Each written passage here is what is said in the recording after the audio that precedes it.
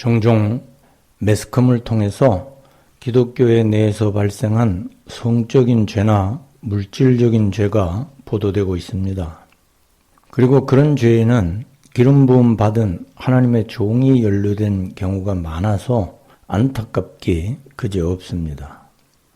그런데 정작 교회 성도들 간에는 기름 부음을 받은 주의 종에 대해서는 주의 종이 죄를 범하였어도 사람이 심판하지 말고 하나님께 심판을 맡겨야 한다는 인식이 퍼져 있습니다.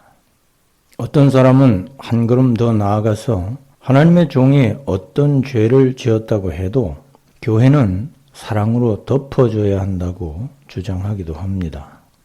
또 관련 교단에서는 교단의 부끄러움을 드러낼 생각이 없기 때문에 대부분 그런 일을 유야무야 덮어두고 넘어갑니다. 해당 교회에서는 이런 범죄가 드러났을 때에 교인들이 두 편으로 갈라져서 다투다가 교회가 나누어지기 일쑤입니다.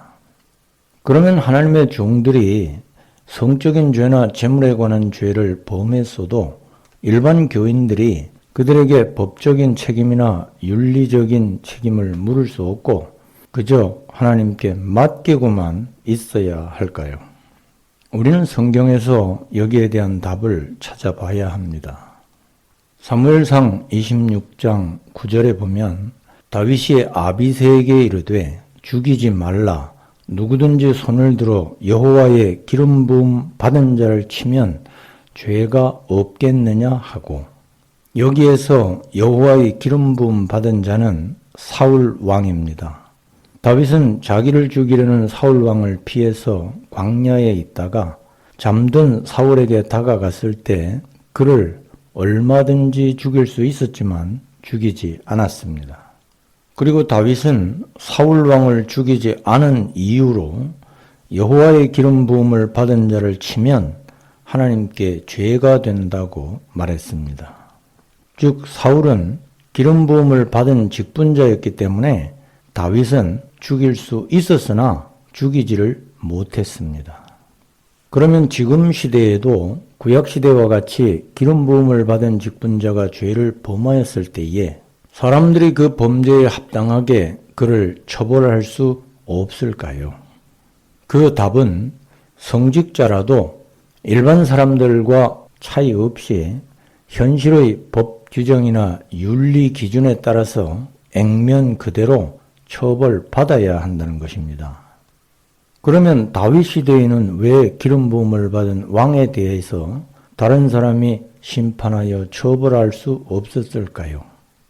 그것은 그 시대에 하나님께서 기름 부음을 받고 세워진 왕에 대해서는 심판할 수 있는 율법 규정을 주지 않으셨기 때문입니다. 하나님께서는 그 당시 사람들의 수준과 문화에 적절하게 율법을 주셨는데 기름 부음을 받은 왕에 대해서는 사람들이 심판해서 처리할 수 있는 법을 허락하지 않으셨습니다. 그래서 다윗이 기름 부음을 받은 사울을 죽이기를 두려워한 것은 하나님의 율법, 하나님의 말씀을 어기기를 두려워했기 때문입니다. 그러나 지금 시대는 전혀 다릅니다. 구약 시대와는 달리 지금은 하나님께서 현 시대에 해당되는 세상의 법과 도덕을 허락하시고 모든 사람들이 그에 따라 지배를 받도록 하셨습니다. 다윗 시대에는 율법으로 사회 질서가 유지되었듯이 지금 시대는 일반적인 법규에 의해서 사회 질서가 유지되기 때문에 성직자도 예외 없이 사회 질서를 따라야 합니다. 단 이 사회의 법규는 하나님의 말씀 진리를 거스르지 않도록, 즉 주님 안에서 지켜야 합니다.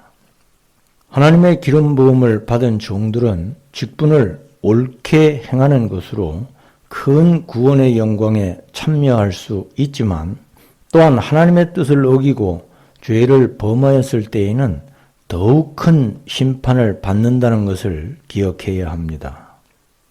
야고보서 3장 1절에 내 형제들아 너희는 선생된 우리가 더 큰 심판을 받을 줄 알고 선생이 많이 되지 말라. 마태복음 18장 6절에 누구든지 나를 믿는 이 작은 자 중 하나를 실족하게 하면 차라리 연자 맷돌이 그 목에 달려서 깊은 바다에 빠뜨려지는 것이 나으니라. 이 성구들은 성도를 가르치고 인도하는 자들이 하나님 앞에서 그릇 행하였을 때에 받을 무서운 심판을 계시하고 있습니다. 이 심판은 그들의 영혼에 대한 심판이 아니라 영혼에 깃들어 있는 성품에 대한 심판입니다.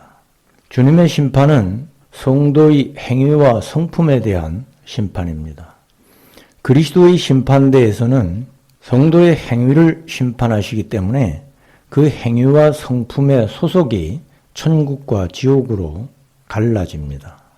그리스도의 심판대에서는 성도의 행위로 만들어지는 속사람, 진짜 자기가 천국이냐 지옥이냐 한치의 오차도 없이 갈리는 것입니다.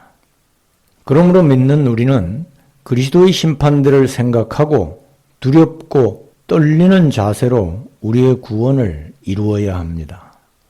현실을 돌아보면 예수님을 믿으면서도 자기의 생활에서 말씀을 따라 행하지 않는 것으로 자기를 자꾸 죽이고 멸망시키는 사람들이 많습니다. 불신자들이 볼 때에도 주의 종들의 욕심과 이기주의, 성적인 범죄에 대해서 혀를 차면서 말세라고 말하는데 그런 사람이 그리스도의 무서운 행위 심판을 어떻게 감당할 수 있겠습니까? 하나님께서는 불신자와는 달리 성도의 죄악에 대해서는 오히려 더 무겁게 형벌하실 것입니다. 왜냐하면 같은 죄악이라도 성도가 저지른 죄악은 하나님 앞에서 알면서 하나님의 말씀을 무시하고 하나님을 멸시하고 범하는 죄악이기 때문입니다.